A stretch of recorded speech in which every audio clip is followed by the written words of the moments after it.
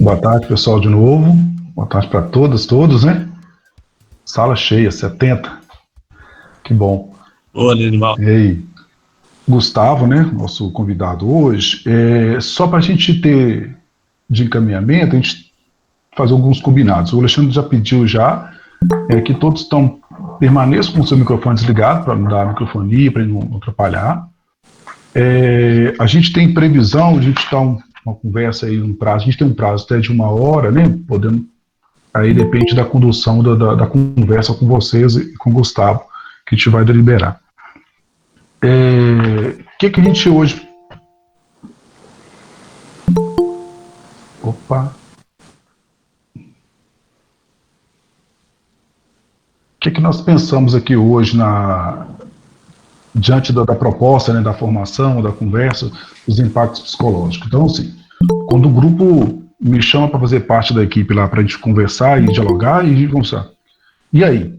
Nós estamos no meio da pandemia, né? Assim, como falar desse mal-estar, a gente está no meio dele, né? É um desafio maior ainda para a gente pensar assim, enquanto assim, produção. Nós estamos num tempo ainda que temos poucas produção científica nesse campo, mas a gente tem alguns achados que a gente tem já lidado tanto na idas e vindas aí com alguns colegas. E aí me veio à mente então o Gustavo, né, para a gente poder fazer essa troca aí com a nossa rede, né, com alguns professores, profissionais da educação, que estão aí também, não diferente da sociedade como um todo, no mesmo dilema, né, desses pontos de angústia, os pontos que a gente fala assim, e aí, o que a gente vai esperar, o que a gente vai fazer com isso? E aí não tem como não dizer que o impacto psicológico está posto, né, seja ele agora ou depois, para uns mais, para outros menos. Isso vai estar posto para nós. Como que cada um vai lidar com isso? E aí eu convidei o Gustavo, né, para poder dialogar com a gente. Gustavo, eu conheci ele, só para vocês terem de onde que a gente está falando, né? O Gustavo veio quando a gente começou a estudar para criar o NEP, eu procurei o Gustavo, conheci ele na UFMG, e aí ele foi me dando algumas ideias ele já tem em Itabira um projeto muito consolidado, muito que a gente pensa muito no NEP se consolidar um tempo, né? Aí o Gustavo poderá falar um pouco desse serviço, que eu acho que é fundamental para a nossa rede, para auxiliar os professores, os profissionais todos aí que estão na lida lá na prática. E aí me deu, então, essa ideia de poder convidar o Gustavo, frente a uma professora minha que indicou o nome dele, só bacana, então vamos convidá-lo, né? Então, o Gustavo pode depois se apresentar um pouco o que a gente vai trazer hoje, um pouco nessa tarde, e o que a gente vai combinar aqui, gente, é que as perguntas ou as ordens de pedido de fala seja pelo chat, né? Então podem ir colocando lá, a gente vai arrumar um jeito de estar controlando isso aqui, para a gente poder fazer uma conversa bacana aqui. Então podem colocar lá, eu quero falar. Aí então coloca se inscreve lá no chat que a gente vai amarrando isso, para a gente poder dar um caminhamento bacana da nossa conversa aqui hoje, tá? Então a gente deixa a palavra com o Gustavo, né, se apresentar melhor, e aí a gente então começa então a fazer essa conversa. Que aí nesse primeiro momento a gente vai fazer um pouco do que a gente dialogou inicialmente, trazer para você, e aí no segundo momento, que é o momento dessa troca, que é valiosa, que esse momento não será gravado, bem ressaltado, o Alexandre aí apresentou. Tem alguma questão mais, pessoal, que está aí, coloca no chat, de encaminhamento. Todo mundo está ouvindo bacana? Se não tiver, só dá um ok aqui, como a pessoa tinha falado, né? Beleza?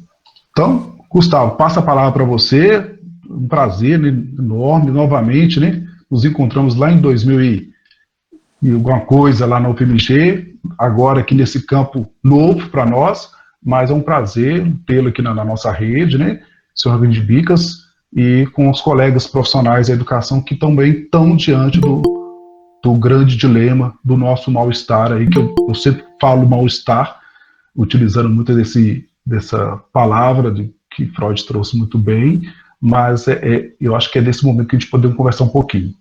Beleza? Gustavo.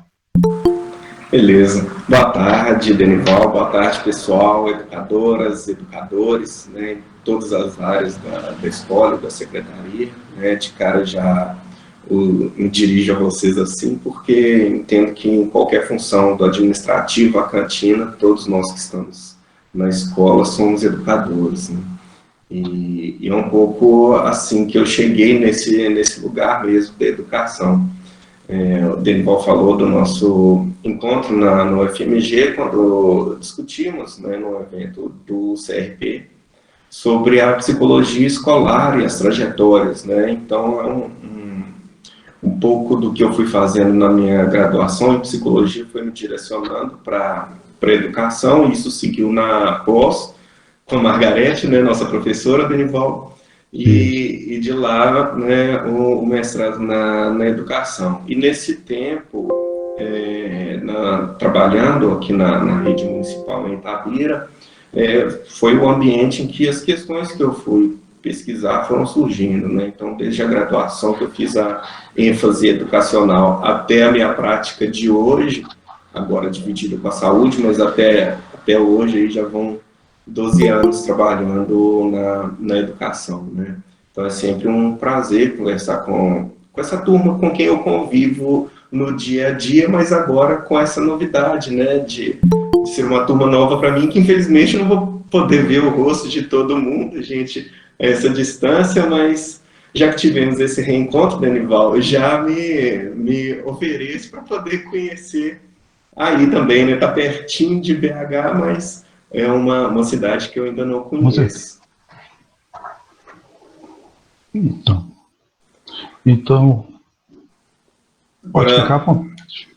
Vamos dar sequência. Então, seguinte, pessoal, quando o Denival me chamou para discutir essas questões, até baseado no encontro que ele relatou, né, da gente trazendo experiências de trabalho na educação, claro, esse é um momento que nos toca diretamente com toda a força, né?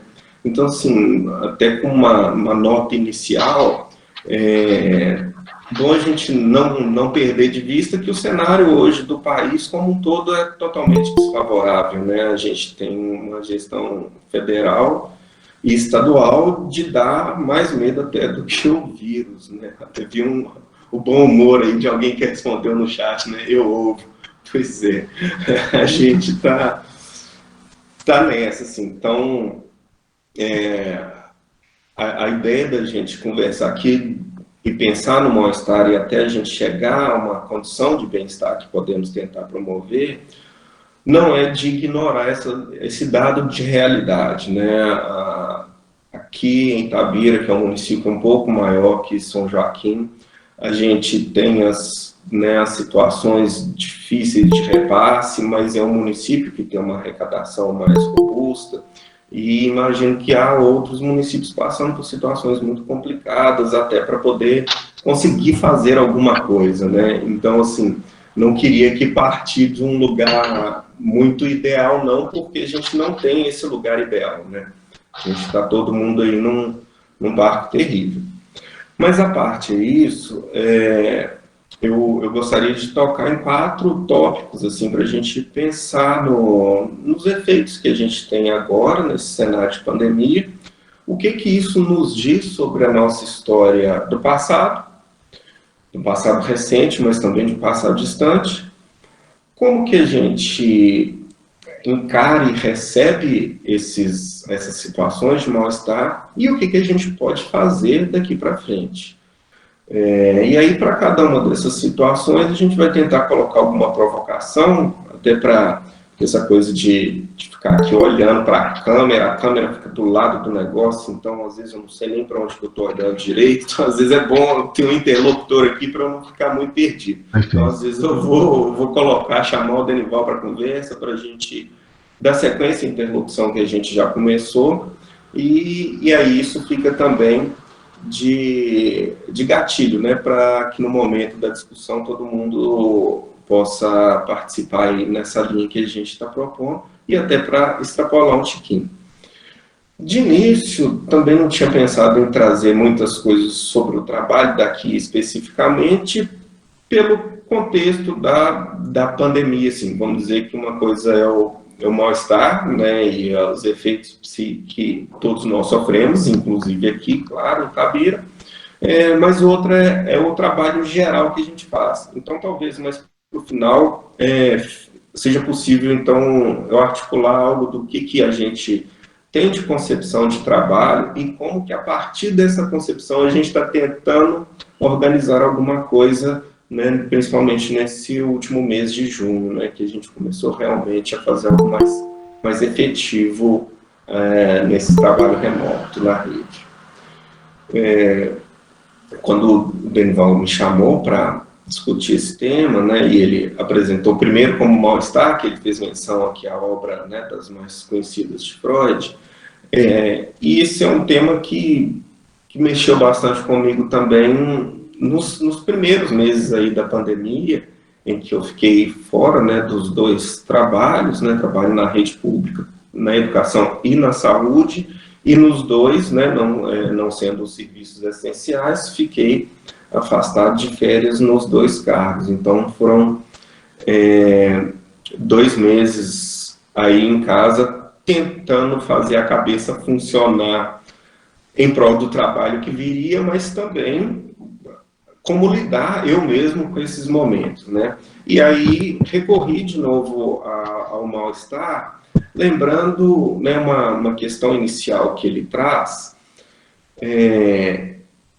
que de modo geral nós humanos estamos sempre à mercê aí da nossa falha, porque a gente lida com forças muito maiores que nós e que são as causadoras desse mal-estar.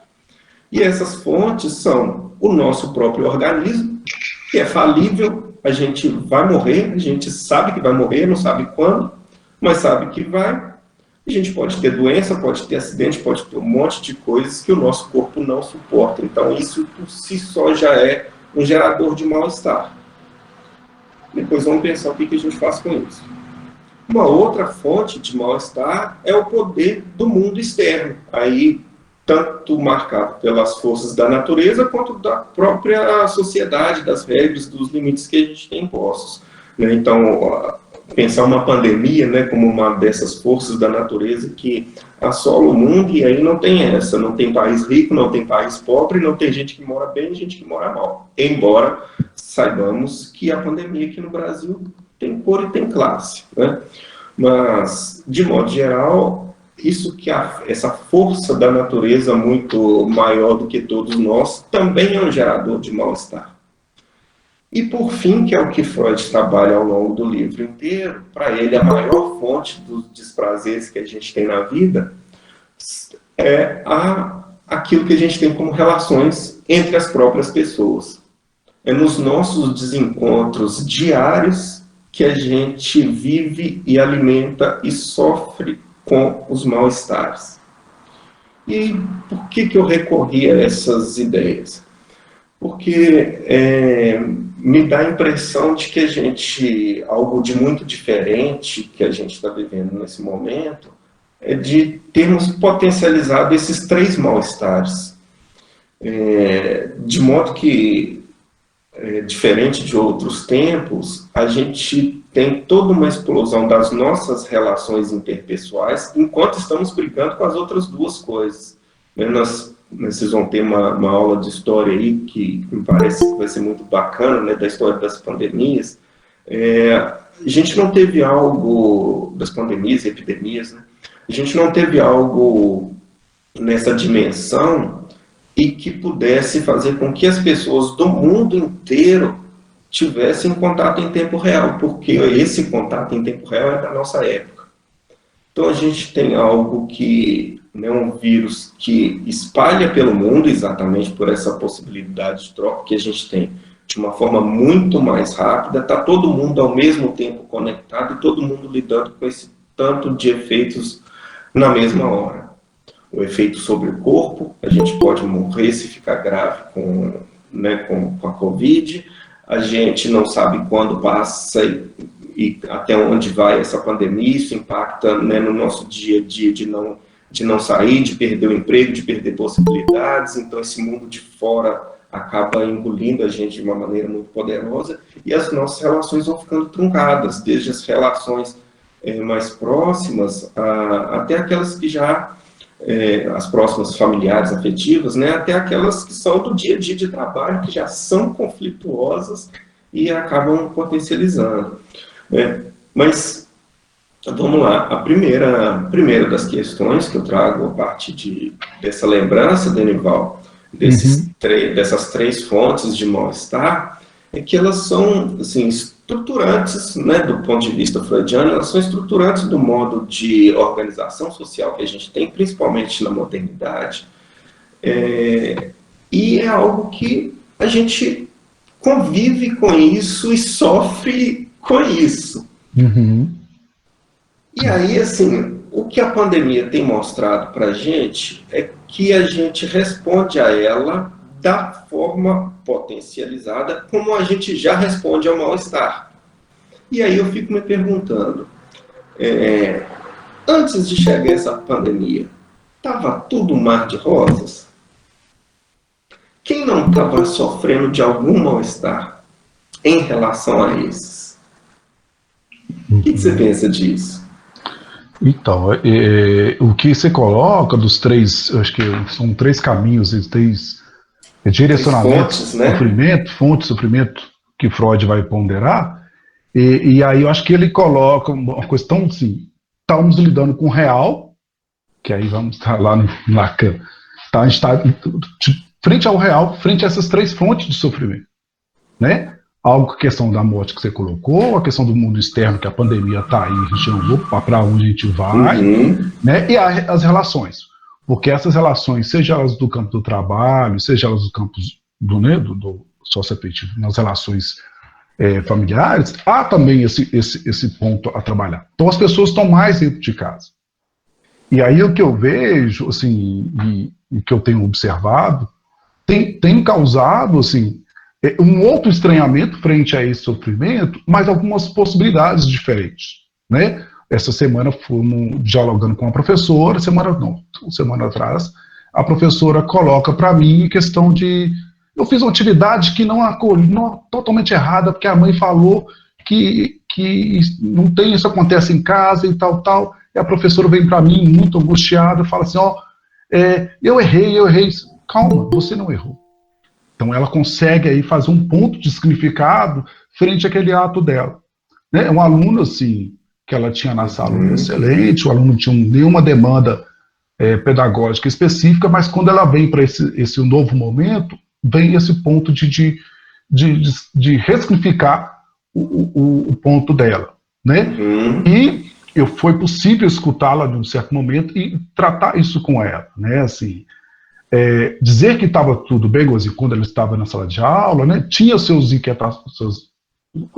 incômodos, que eram, né, muitos latentes, frente à questão pedagógica, né, frente à prática docente que a gente bem conhece, mas tinha um outro ponto que era desconhecido, assim, e aí vem à tona um outro coisa, mas será que eu estava errado, assim? Calma, errada como, assim? Se essa descoberta foi agora, como é que a gente vai falar assim, não, talvez o caminho não seria esse, mas agora a gente sabe que não é esse o caminho, para esse sujeito.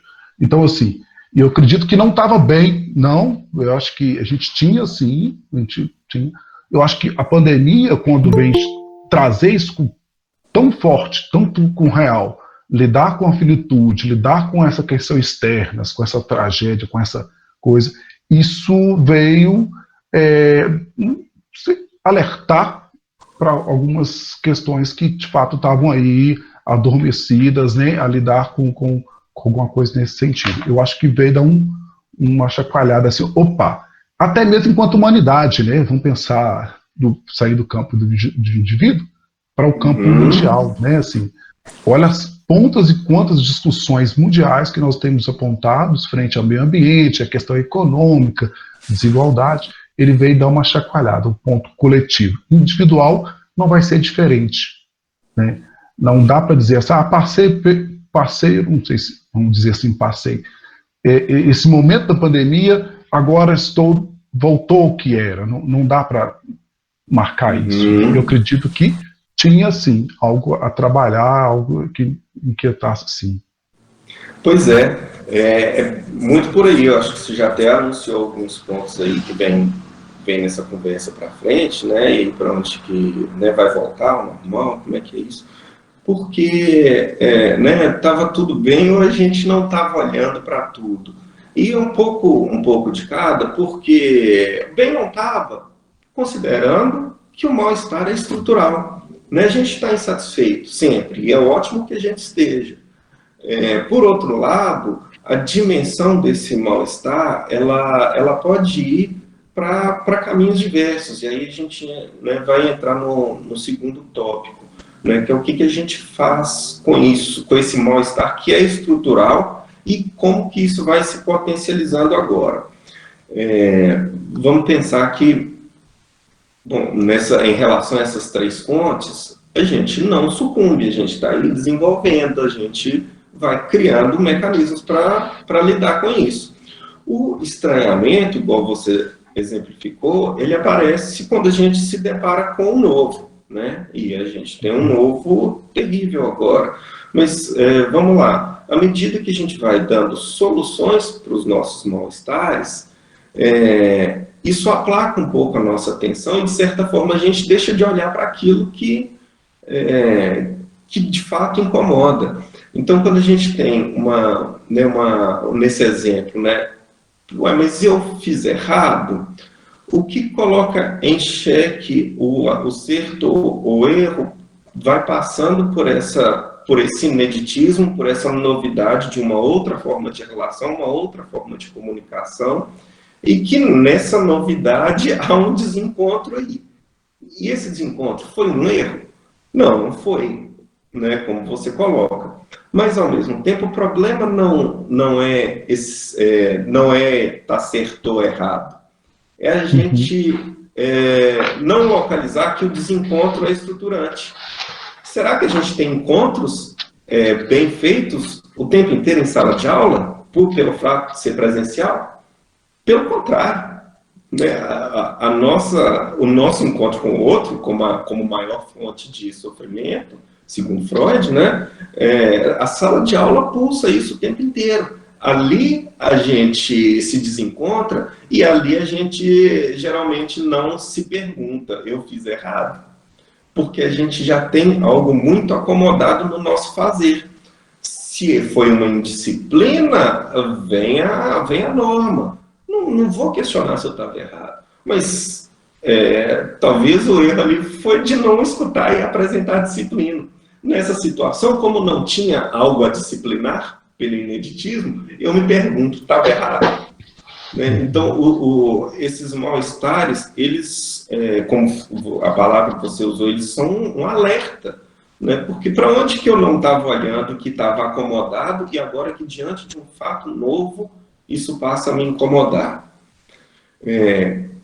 Essas três fontes de sofrimento, de modo geral, elas vão nos atingir num ponto muito comum, que é de restrição.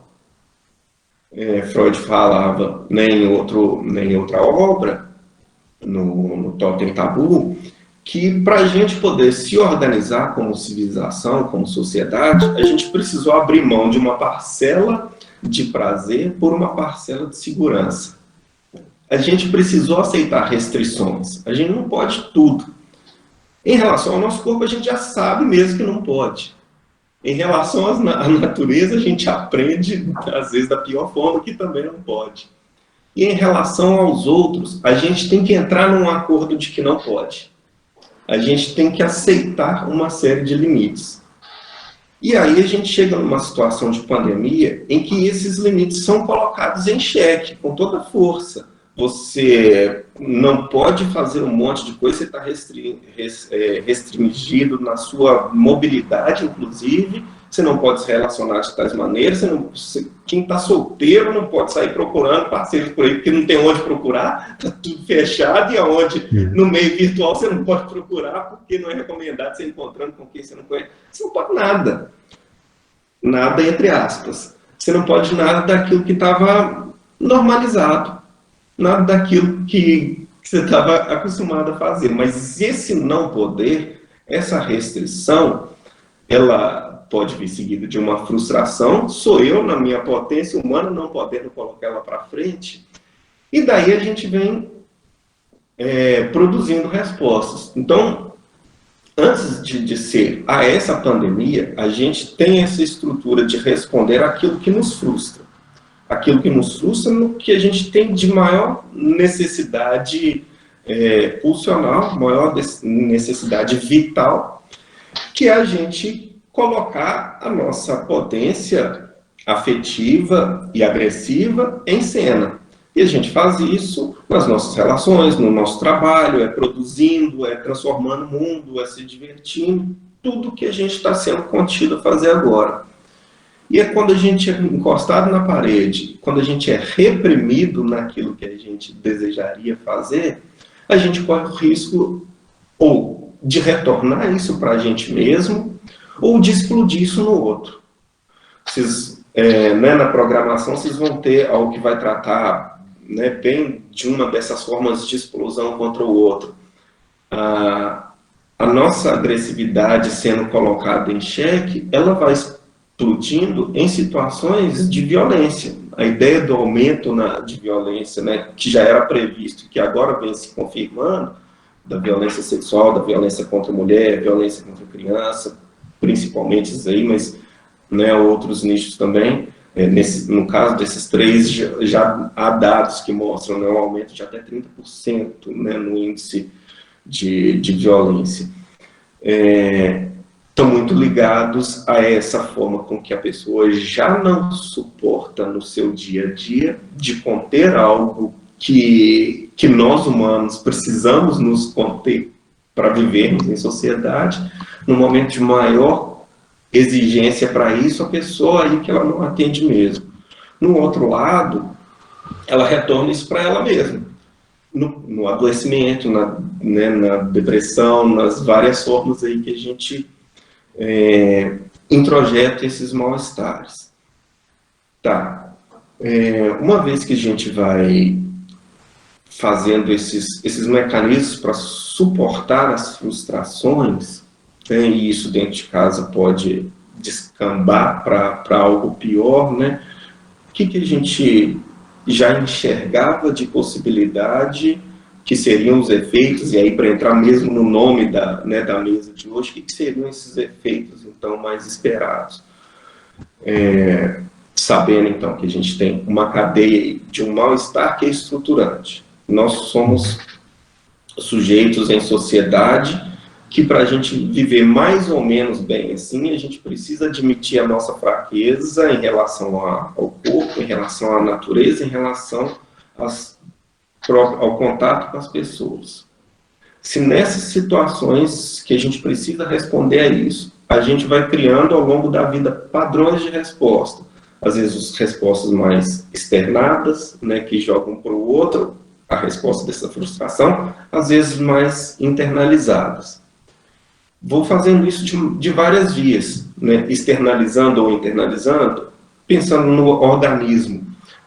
Vou usando substâncias ou vou impondo objetos ao outro, então substâncias, então droga, álcool, cafeína, açúcar, tudo aquilo que jogado no corpo vai modificar ilusoriamente aquela sensação de mal-estar. Mas numa outra dimensão a gente vai tentando criar outras formas de resolver aquela frustração. Eu não posso isso, mas posso aquilo. Eu não posso ir para o campo ver futebol, eu posso sentar com meu filho e jogar videogame com ele, porque eu nunca tenho tempo. O que eu posso fazer no lugar daquilo que eu estou sendo frustrado agora? Isso já é uma dica assim, de coisas que a gente trabalha com os pais, tanto na escola quanto no consultório. O não, quando vem sozinho, ele é terrível, você não pode. Ele é necessário, mas ele é terrível. Porque se você não pode isso, o que mais que você pode? Tem que vir algum sim junto. Então a gente vai criando padrões de que sims que a gente coloca no lugar desses nãos. E uma outra via de resposta é quando a gente vai operar com aquilo, né? Olha, essa realidade que me frustra é uma realidade que não me satisfaz. Como que eu posso transformar nessa realidade? Né? O exercício humano de transformar a realidade é o trabalho. É o que a gente faz. Então, aqui também a gente vai direcionando isso um pouco para, né, para a nossa atividade, o que a gente vai fazer aqui no dia a dia. Então, enfim, fazemos esse caminho aí, e aí chegamos no que a gente já esperava, que seriam as maiores reações agora. Então, em cenário de frustração, no cenário de lidar com isso e com os próprios mal-estares que a gente já tem, o que se esperava que fosse acontecer? Primeiro, a potencialização do que a gente já é, do que a gente já vive. Isso quer dizer que muita gente vai sentir coisas a mais do que ela sentia, mas isso não significa um adoecimento, num primeiro momento. Tristeza, vontade de chorar o tempo inteiro, medo.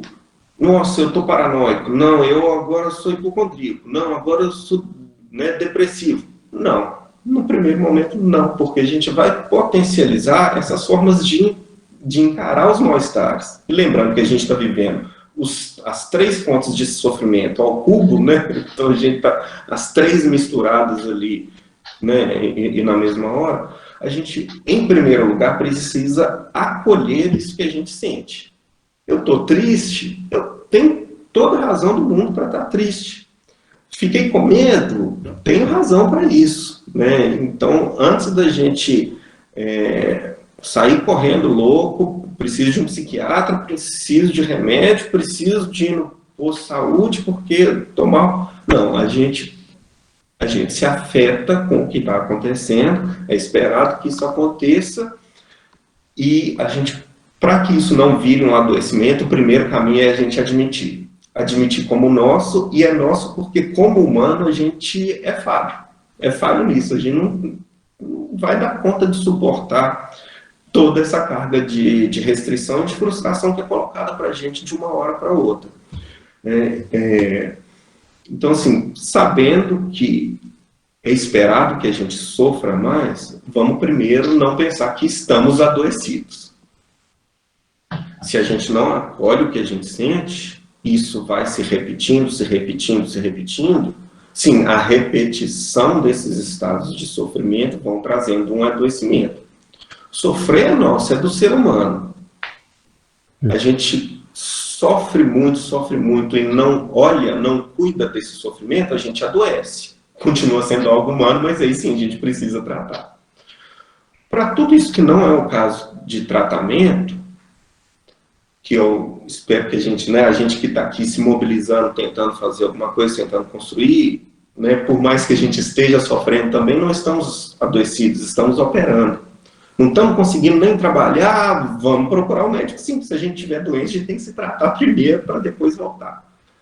Mas, né, supondo que estamos aqui nesse ponto de estarmos operativos, bom, vai aumentar o medo porque nós temos algo presentificado, mas que é potencializado por uma ansiedade, porque esse presentificado é invisível. A gente sabe que o vírus está aí, é uma realidade, mas a gente não vê, não sabe quem tem, não sabe se pega, nem como, nem quando, né? Nem como, não os modos de contrair, mas em que circunstância do seu dia, da sua rotina isso pode acontecer. Não sabemos isso. Então a gente vai tendo um medo que é gerado de uma forma concreta, mas que não tem muito como dar uma vazão para isso, e aí a gente fica ansioso em relação a essas situações. Uma coisa vai alimentando a outra. Ansiedade, doença, medo, doença, não. São condições nossas que a gente acolhendo. Peraí, o que eu vou fazer com essa ansiedade? Né, vamos chegar um pouco lá também. Então, a ansiedade, né, o medo de ficar doente, ou medo de perder alguém próximo, situações de confusão em relação ao tempo, em relação ao espaço. Né? Não tinha tempo para nada, trabalhava 3 jornadas em sala de aula, agora estou em casa o dia inteiro, tempo para tudo, planejo, quero fazer um monte de coisa, chega no final do dia não fez nada porque não teve tempo. que é isso? A gente está descompassado em relação ao tempo e em relação ao espaço. Ficar o dia inteiro dentro de casa, quando você está à toa e quer descansar, é muito diferente de quando você tem que ficar dentro de casa. Porque quando você quer ficar, ou a sua rotina já é de estar em casa, o uso dos ambientes está bem ordenado também. Tem hora que você está na cozinha fazendo almoço, tem hora que você está ali fora lavando alguma coisa e tal, e você faz isso na dinâmica que precisa se encaixar. Mas quando a gente perde isso e fica, né, confinado no espaço também, a referência de uso desse lugar se modifica. Né? Então você está ali no quarto e não sabe o que fazer naquele quarto, porque seu quarto é o lugar de você dormir e você não sabe o que fazer ali durante 6 horas a mais que você tem naquele lugar. Vamos pensando que esses efeitos nós adultos temos e as nossas crianças e adolescentes também. Então aqui já vai um pouquinho da matéria da nossa intervenção possível, né?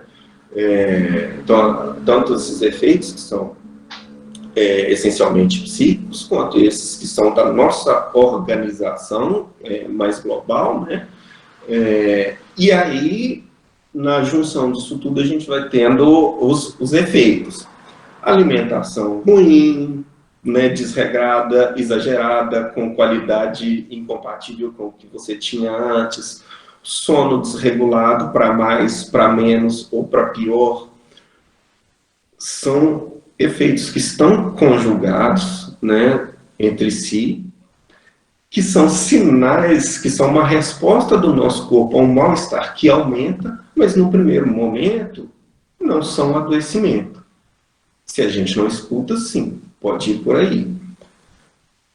Desse ponto aí, Denival, o que você... Gustavo, então, você falando, você me veio à mente aqui agora, a gente está até discutindo, eu não tenho me deparado muito, assim, nas mídias, nas idas e vindas dos estudos, assim, como que essa ideia de que questão da ansiedade é tão forte, mas frente a uma coisa que está posta.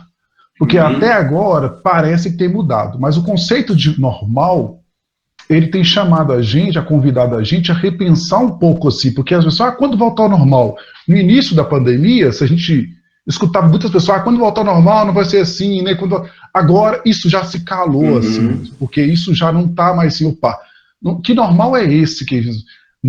A escola é repensar de novo, os professores, os profissionais que estão lá na lida com a escola, isso tudo vai modificar. Então essa concepção de normal tem nos chamado a atenção, assim, como que isso tem mudado um pouco no discurso, e isso vem inferir claramente na nossa prática, né, assim, porque não terá mais, né? Eu agora estou atendendo os meninos via online e telefone, e aí, quando voltar, me dei assim, um ato falho mesmo, com a mãe, quando voltar ao normal, se não, sim, de fato, isso que é isso, né? Que coisa minha tão forte dizer assim que vai voltar ao normal.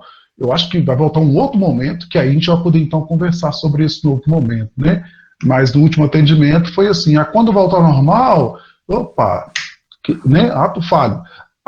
O meu desejo muito fortemente para me poder, de fato, que essa condição de normalidade retorne, mas que isso está posto para a gente, como você colocou. E aí você vai gerar um grau de ansiedade, né? Tanto para esses pais e profissionais que estão diante desse ponto aí. Mas eu acho que isso que você colocou da ansiedade, me chamou muita atenção desse conceito. Inicialmente ele está muito posto na mídia, agora ele não aparece tanto, né? Ou seja, tem se repensado a esse conceito de normalidade daqui para frente, né? Assim.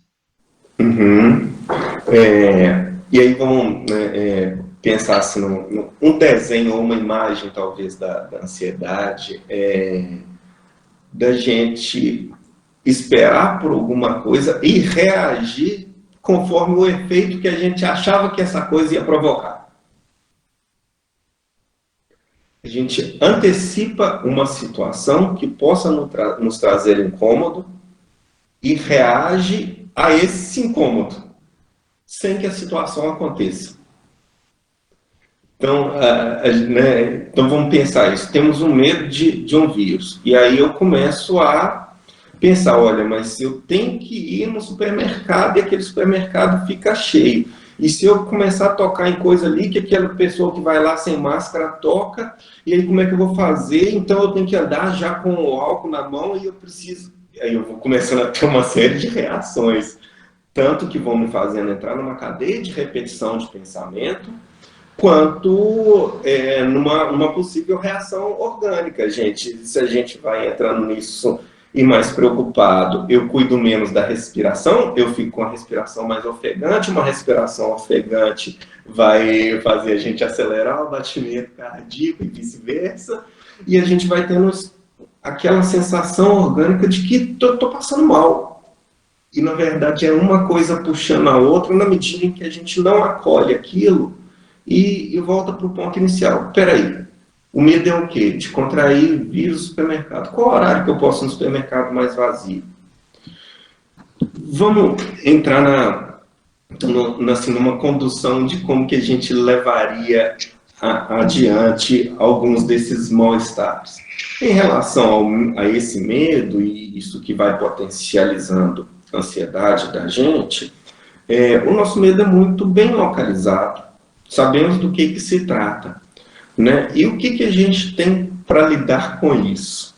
Bom, a questão do vírus, ela passa pelo maior, em estágios graves, pelo maior prejuízo às funções respiratórias.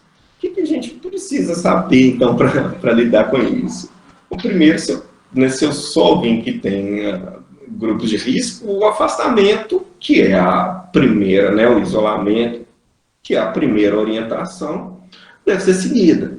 E aí, né, chover no molhado, e é necessário, porque a gente tem algo que é da ordem do conhecimento, mas o conhecimento por si só, ele não é uma garantia de uma sabedoria, do que fazer com esse conhecimento. Informação, muito menos. Informação é o que está disponível, mas se eu não sei como, né, o que uma informação se junta com a outra, eu não produzo um bom conhecimento. E se eu não faço um bom uso desse conhecimento, não estou sendo nada sábio nesse sentido, né? Então, em relação ao medo, a gente tem uma gama de informações.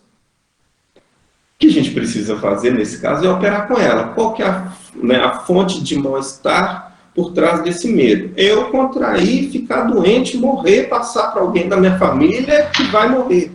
O que eu vou fazer então? Bom, para eu resguardar meu corpo, eu preciso ter uma condição de vida mais saudável. E aí, né, por que eu comecei lá do mal-estar estrutural como algo potencializador da pandemia? O que a gente vai ter de orientações aqui para a gente se preservar, para a gente estar numa melhor condição de vida? Dormir bem, se hidratar, alimentação saudável, prática diária de atividade física ou exercício físico, não abusar de substâncias, seja alcoólica, seja droga ilícita, seja droga lícita, seja cafeína, né? Não abusar de substâncias. Agora, qual que é a novidade dessas orientações para a nossa vida? Nenhuma. E aí ela entra como uma necessidade imperiosa na pandemia, porque, meu camarada, isso que você fez a vida inteira de não se cuidar, que pode te matar aos poucos, agora pode te matar de uma vez. Mas a informação e o conhecimento a gente já tinha. Né? E aí o que a gente vai aprendendo com essa pandemia sobre a gente mesmo, naquilo que é elementar, naquilo que é cuidado básico, né, diário. Na outra fonte de sofrimento, então, em relação a esse mundo de fora, né, o que a gente precisa fazer, o que a gente tem que seguir? Né? As orientações também estão indo nesse mesmo caminho. Que lugar que eu tenho que evitar, onde pode haver maior concentração e proliferação de vírus? Por que o Estado, com todas as falhas que a gente percebe, vai tentando aí nas suas quarentenas tentar fechar espaços, fechar serviços e tal, né? Onde que isso se conjuga com essas forças de fora, né? E que a gente tem que responder a elas. a nossa orientação para isso também vai muito nessa linha de um conhecimento que precisa dar um passo adiante, se tornar sabedoria, sabe, né? Fazer bom uso do conhecimento que a gente tem. Então, de novo, para lidar com isso, o que nós temos são as nossas recomendações. Agora, não podia ser diferente, seguindo a obra de Freud, que o mais difícil da gente resolver é a relação com os outros, nesse momento de pandemia.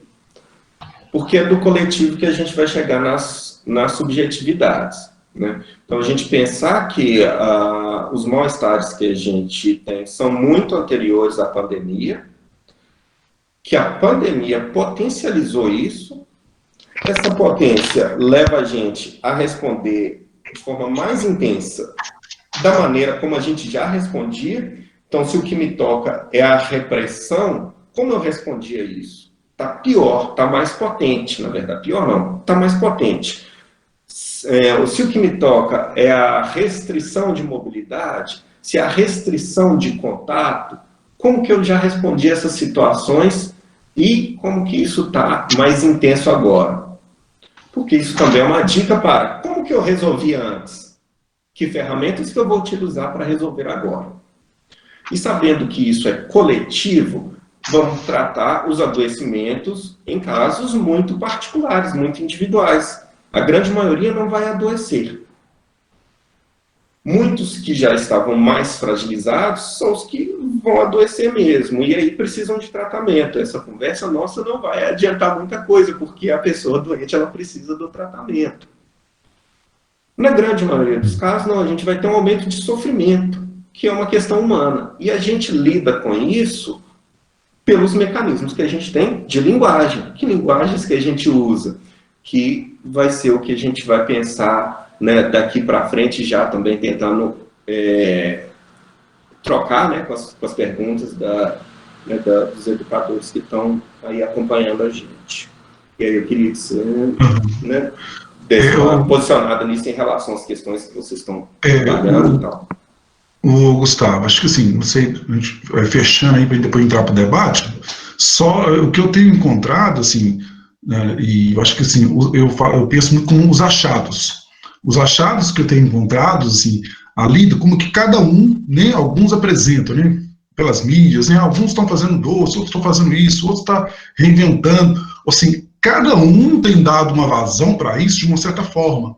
E eu acredito, sim, que, claro, tem colegas que não têm conseguido fazer isso devido à questão que você coloca mesmo, que é estrutural, né, que você trouxe um ponto, é estrutural, tanto o campo subjetivo, que é pessoal, quanto o campo coletivo, que a gente não tratou aqui, né, que é uma coisa, é uma pauta para uma condição muito maior, né, frente a uma estrutura mesmo. Estamos aí, nós, a educação, nós estamos aí agora nos deparando, nós estamos sem direcionamento a nível nacional, e aí, assim, o professor está lá esperando algo, assim, dizer assim, palavras ou direcionamentos que dê as condições de, assim, alguém está estruturando, né, assim, e aí as pontes, que eu falo, que aí as pequenas redes têm tentado, dentro do possível, fazer suas construções. Então, assim, o que bom que eu tenho visto alguns professores, alguns profissionais que lidam com a educação, encontrado algumas saídas. Claro, com algumas mais, outras menos, né? Então a galera tem visto, estudado mais, é live de artista, né, escutado, são formas de dar uma vazão para toda a repressão, toda essa coisa que, sim, eu não posso sair de casa. E que também, em contraponto também, a gente vai ter um outro desencaminhamento só a pensar, como que isso também está impactando, né? A gente tem que tem hora que parar mesmo, então você até quase que adoece mesmo. É life disso, é não sei o quê, é não sei o que. Então, já estamos entrando num ponto de repensar essa nova forma também, assim, condicionar, para que isso também não passe para um outro viés também, que a gente vai chegar depois um sofrimento, né, chegando a um adoecimento, né, essa questão da tela, assim, isso é pesado em algum momento, né, assim, ele é necessário, eu acredito que assim, vai ser um ponto para nós, mas que a algum ponto também a gente vai ter que cuidar e tratar disso, né? Porque e aí, assim, é para todo mundo, né? Vai ter live disso, não sei o que lá, tanto em todos os segmentos da sociedade, religioso, do trabalho, né, da família, todo mundo. Agora a família vai fazer live para reunir todo mundo, vai cantar parabéns. Aí não sei. Então, assim, isso também me causa aí um ponto de interrogação, assim, do tratado disso, que a gente vai ter que fazer com todos, né, assim, nesse sentido. Será que a gente está substituindo a falta pelo excesso? É um ponto, né? É um ponto, a gente nos interrogarmos cada vez mais sobre né, assim, Isso. porque aquilo que era fonte de prazer, que é a grande tecnologia, por que nós fomos colocados na sociedade contemporânea? Que você pode ter prazer, né? Vai para redes sociais, né? Disso, né? Assim, e o grande dilema com os nossos adolescentes é isso, né? O ponto deles, que não tem mais nada que barra eles. Eles chegam aonde eles querem, porque eles têm tudo em acesso, tudo em tempo real, como você falou, tempo real com o mundo todo. E aí agora não temos mais o controle disso, assim, você pode colocar uma senha, pode hackear, mas isso está sim nesse ponto, que nós também estamos tendo que se haver com isso, né, de forma tão rápida que também, opa, e também agora, será que é uma fonte de prazer, né, assim, que isso tem me chamado a atenção. No grupo de estudo prevenção ao suicídio, que eu faço parte do Betim, a gente voltou mês passado, e isso tem aparecido muito nos adolescentes, né? Assim, os atendimentos presenciais foram suspensos, nas discussões que a gente tem feito no grupo, os adolescentes, a gente tem, sim, nos perguntado, porque o ponto de angústia deles, que é a questão da vida, da finitude, que era o ponto deles, da questão do suicídio, ele não cessou. Ele está aí de uma forma... eu não sei, não sabemos de que forma que ele está se esvaziando ou se ressignificando, o que ele está fazendo, mas ele está ali, né? Assim, a gente tem, claro, alguns estudos contando, e isso tem nos preocupado também, porque a gente não consegue mais esse contato no tete-a-tete, né? Os atendimentos online não funcionam muito no sentido de que ainda a privacidade do adolescente ainda é um pouco difícil você lidar com isso. Mas é um ponto que me tenho perguntado, assim, em frente a esse outro lado, né, assim, que é um contraponto também. Sim, sim. Né, eu toquei nessa coisa de trocar a falta pela essência. Aliás, desculpa, deixa eu colocar uma questão aqui, que às vezes aparece que alguma coisa do chat, aí eu sou meio...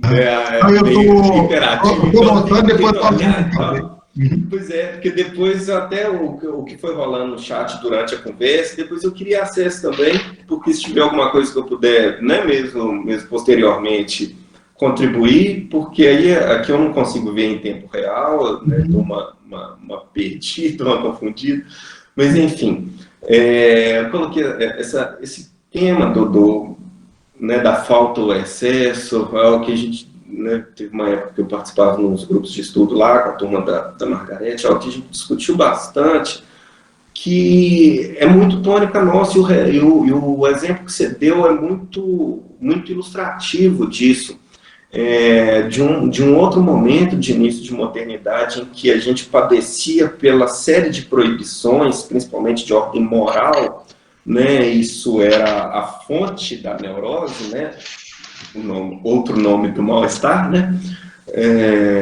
isso era, essa série de proibições, restrições eram essas fontes, e a gente achou que com a modernidade, com o pode tudo, está liberado, todo mundo acessa, estava resolvido. Nada disso, né? Quando se tem tudo, percebe que não é ali que estava faltando. Onde faltava, continua, e vai continuar faltando, lá na estrutura. Né?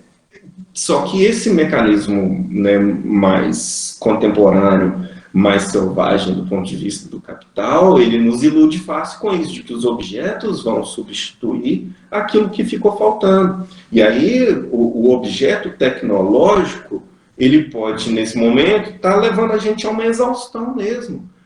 Ao ser colocado nesse lugar. Olha, você não vai vir trabalhar não porque a lei mandou e eu tenho que fechar a empresa, mas você vai trabalhar em casa, então você vai ficar lá 14 horas na frente do computador. Pô, você vai para a empresa, você não fica 14 horas na frente do computador.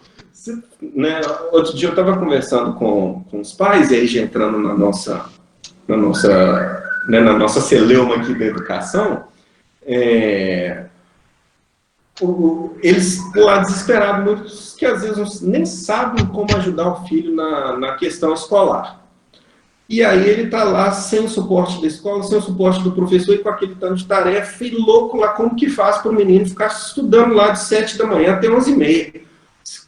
Que mané 7 horas da manhã até 11h30? Vamos pensar, o que acontece na escola às 7 horas? Os meninos ainda vão organizar, dependendo da escola, ainda tem fila para entrar, vai para a sala de aula, até arrumar aquela zona, já é 7h20 da manhã. E o professor conversa, bate papo com os meninos, né, faz aquele rapport, né, que seria o nosso rapport na consulta, né, faz aquela abertura ali, interage com os meninos, conversa. E aí tem parte de aula, parte de exercício, parte de interação, tem intervalo para recreio, tem troca de professor. Fica 4h30 estudando. E aí chega em casa, você vai fazer isso? Então, para o estudante e para o profissional, né? E aí, vamos lá na questão, né, dos efeitos que eu falei. A nossa perda de referência em relação ao tempo e espaço. A gente precisa, e uma das primeiras dicas de trabalho para essa pandemia, que é muito comum na psicologia como um todo, nas várias abordagens, é a gente pensar em recompor a nossa rotina. Porque a nossa relação de tempo e espaço, ela vai sendo modelada desde que a gente é pequeno, de um ciclo mesmo orgânico até algo que vai se transformando indo para o ciclo orgânico social. Mas a gente começa desde atender ao elementar do nosso ciclo de vigília e repouso. Né? Tem uns trem aqui, será que é o meu fone? Eu estou ouvindo um chiado aqui. Desde o nosso ciclo de vigília e repouso, a gente já vai sabendo a hora que fica acordado, a hora que dorme, a hora que come, a hora que isso, a hora que aquilo. E aí você tem os horários dos pais, tem hora que está com o pai, tem hora que não está, tem hora que vai para a creche, tem hora que isso, tem hora que aquilo. Escola vai regularizando, reordenando outros horários. Então você tem um momento em casa, um momento fora. O Fundamental 2 tem 50 minutos cada disciplina. A gente vai crescendo, se organizando dentro de uma relação de tempo e espaço. O que eu posso fazer aqui, com quanto tempo, em que situação, em que condição. E aí, de repente, isso tudo é retirado, né, do nosso cotidiano. O que eu vou colocar no lugar? Eu vou colocar tudo? Não, tudo não vai dar. Então, eu tenho que replanejar isso dentro da relação que eu tenho. Beleza. Ótimo. Mas, Gustavo, então a gente podia fechar e deixar que eu vou trazer as questões do chat, para a gente socializar de uma certa forma. Então a gente encerra por aqui esse primeiro momento. Podia ser?